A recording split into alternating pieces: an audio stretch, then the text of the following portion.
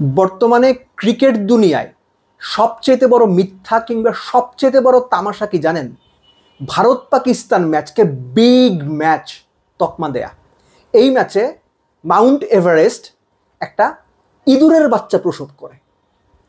মূল ম্যাচের আলোচনাতে যাব তার আগে আমার 3টা মন্তব্য। 1, বর্তমান সময়ে ভারতের স্পিন অ্যাটাক বিশ্বসেরা স্পিন অ্যাটাক, আমি সেটা মনে করি। নাম্বার 2, ভারত সংযুক্ত আরব আমিরাত বাংলাদেশকে যেভাবে দেখে ক্রিকেট টিম হিসেবে, পাকিস্তানকে এক্স্যাক্টলি সেইভাবে দেখে। নাম্বার 3, ভারতীয় ক্রিকেট সিস্টেম আইপিএল করে যে পরিমাণ টাকা রোজগার করেছে সেই টাকা ভারতীয় ক্রিকেটের উন্নতিতে ইনভেস্ট করেছে, যেটা আমাদের বাংলাদেশে হয় নাই। এবার ভারত পাকিস্তান এশিয়া কাপের সো কল্ড বিগ ম্যাচের ছোট আলোচনা। বাছাইকৃত কাঁচামাল ও স্বয়ংক্রিয় ইউরোপিয়ান মেশিনে তৈরি হয় all time butter bun, all time healthy life.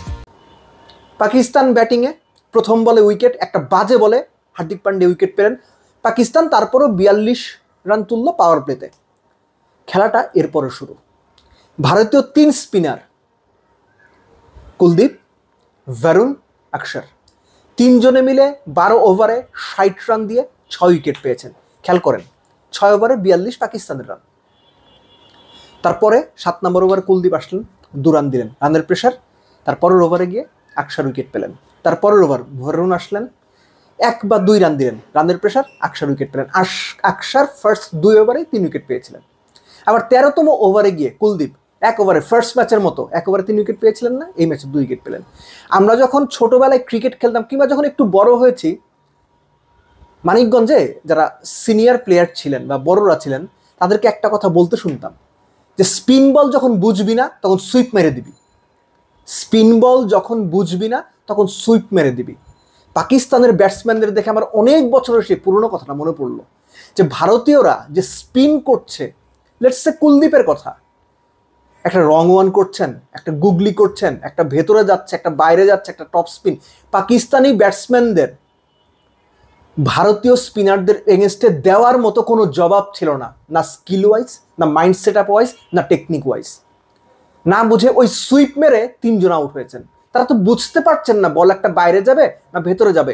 অক্ষর প্যাটেল যেভাবে ক্রিজ ইউজ করে বল ভেতরে আনছিলেন, that was a treat to watch. আমাদের সাকিব আল হাসান এটা নিয়মিত করতো। আর বাংলাদেশি আম্পায়ারদের প্রশংসা তো আমরা করি, সৈকত ভাই একটা ভালো আউট দিলে বাংলাদেশের মিডিয়া তোলপাড় হয়ে যায়।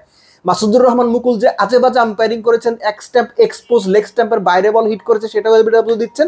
এ কথাটা বলে রাখলাম যে আমরা আসলে সবকিছু নিয়ে ওভার হাইপড হই। আমাদের আম্পায়াররা বিদেশের ম্যাচে একটা ভালো ডিসিশন দিলেও আমাদের চুল দাঁড়া হয়ে যায়। এনিওয়েজ, ভারত পাকিস্তান ম্যাচের এই যে মিডল ওভারের খেলাটা, ভারতীয় স্পিনারদের হ্যান্ডেল করার ব্যাপারটা, পাকিস্তান এখানে মিজারেবলি শুধু ফেল করে নাই, পাকিস্তানি ব্যাটসম্যানরা প্রমাণ করে দিয়েছে ভারতীয় বোলারদের খেলার মতো, স্পেসিফিক্যালি এই ধরনের উইকেটে খেলার মতো কোনো যোগ্যতাই তাদের নেই।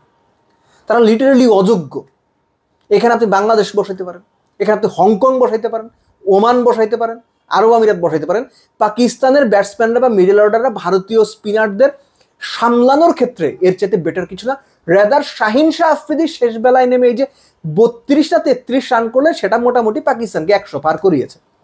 নইলে পাকিস্তানের অবস্থা আরো খারাপ হতো। ভারতের ব্যাটিং, বাংলাদেশ কি ব্যাটিংটা করলো হংকংয়ের সঙ্গে, আমরা এক্সপেক্ট করছিলাম 16-17 ওভারে খেলা শেষ হবে, ফাইন হবে। এই যে 129 রান, 128 রান, 30 রান, এগুলোর এগেনস্টে কি অ্যাপ্রোচে যাওয়া উচিত? ভারতের ব্যাটিংটা দেখেন। তারা যে স্টার্টটা করলো, অভিষেক 30 রান করে গেলেন 12 বলে। ইনিংসের প্রথম বলে শাহিন শাহ আফ্রিদিকে ডাউন দ্য উইকেট এসে 5 করে 4, পরের বল কাভারের উপর দিয়ে 6, 2 উইকেট গেল ভারতের। একটু তারা আস্তে আস্তে 2 ওভারের স্প্যানে একটু আস্তে খেললেন, রান কমে যাচ্ছিল। পাওয়ার প্লের শেষ ওভারে গিয়ে কত 13-14 রান করলে 60 রান, 61 রান 2 উইকেট পাওয়ার প্লেতে। ম্যাচের আর কিছু বাকি থাকে। 130 চেস করতে গিয়েও ভারত তাদের অ্যাপ্রোচ থেকে সরেনি। 130 চেস করতে গিয়েও ভারতের ওই যে মাইন্ড সেট আপ, যে প্ল্যান, যেভাবে তারা টি-20তে খেলে যে ভাই 6 ওভার আমি 60 করবো, 2 উইকেট যাক। So this is the difference between A top team and an average team. Pakistan average team, less than average যদি সেটা ভারতের সাথে খেলা হয় এবং দুবাইয়ের এইরকম উইকেটে বা সংযুক্ত আরব আমিরাতে এরকম উইকেটে খেলা হয়। সো পাকিস্তানের দিক থেকে, ক্রিকেটীয় দিক থেকে, ক্রিকেট ওয়াইজ ভারতকে দেওয়ার মতো জবাব তাদের নাই। এই ম্যাচটাকে অযথা শুধুমাত্র ডলার কামানোর জন্য, আইসিসির লোভের কারণে, মিডিয়ার কারণে, স্পন্সরদের কারণে ওভার হাইপ করা হয়। এই ম্যাচে ওভার হাইপ করার মতো কিচ্ছু নাই। রাদার এর চাইতে বাংলাদেশ শ্রীলঙ্কা, বাংলাদেশ পাকিস্তান ম্যাচ অনেক বেশি এক্সাইটিং হয়, কারণ ভারতের সাথে কম্পিট করার মতো সামর্থ্য এই পাকিস্তান দলের নাই। সো যেটা হওয়ার ছিল সেটাই হয়েছে। যেটা শুরুতে বলছিলাম সেটা বলেই শেষ করি। ভারত পাকিস্তান ম্যাচ এখন যে পর্যায়ে চলে গেছে, দুই দলের খেলার মান, skills, techniques, temperament, execution, Bharat Pakistan ম্যাচকে বড় ম্যাচ মনে করা মানে এভারেস্টের ছোট্ট একটা ইঁদুরের বাচ্চা প্রসব করা, এর চেয়ে বেশি কিছু না।